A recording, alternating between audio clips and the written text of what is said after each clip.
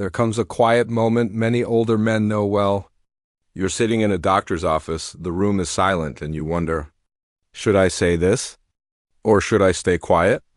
If you're over 60, the words you choose in that room can shape not just your treatment, but how deeply you're seen, heard, and cared for. If you're watching this, you may already feel tired of appointments, tired of explaining yourself, tired of feeling like just another name on a chart. Today, let's talk gently about 5 things seniors should never say at the doctor's, and more importantly, what your words can become instead. Not to control you, but to protect your dignity, your health, and your voice. The first thing many older men say is, "It's probably nothing." This often comes from a lifetime of being strong, of not wanting to complain, of believing others have it worse. I once spoke with a retired mechanic who brushed off chest discomfort for months. He didn't want to seem weak. He didn't want to bother anyone. But small symptoms are often the body whispering before it has to shout. The quiet lesson here is this: your pain doesn't need to be dramatic to be real. Instead of saying it's nothing, try saying, "This may seem small, but it's new for me." That simple honesty can open the door to proper care. The second thing is, I'm just getting old.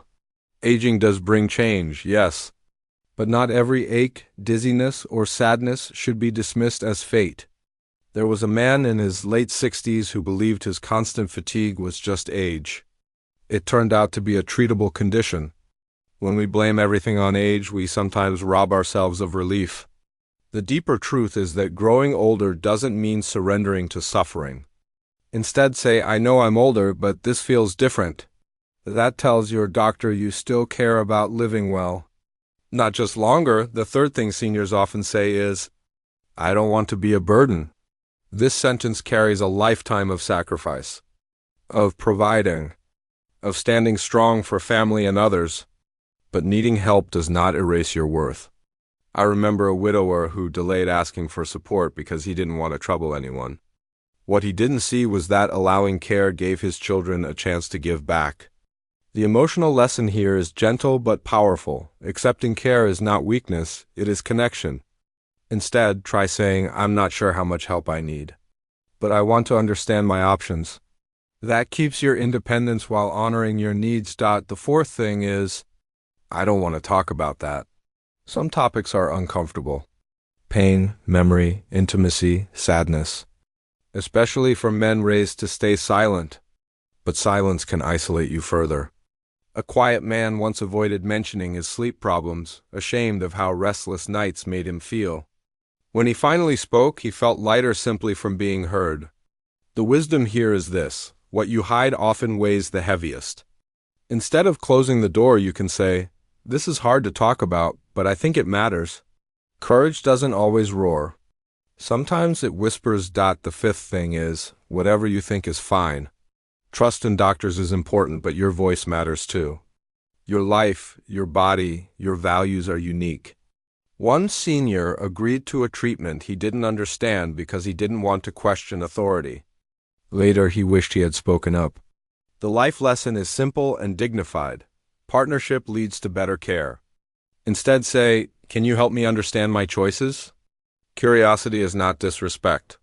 It is self-respect. If you're listening right now and feeling emotional, that's okay.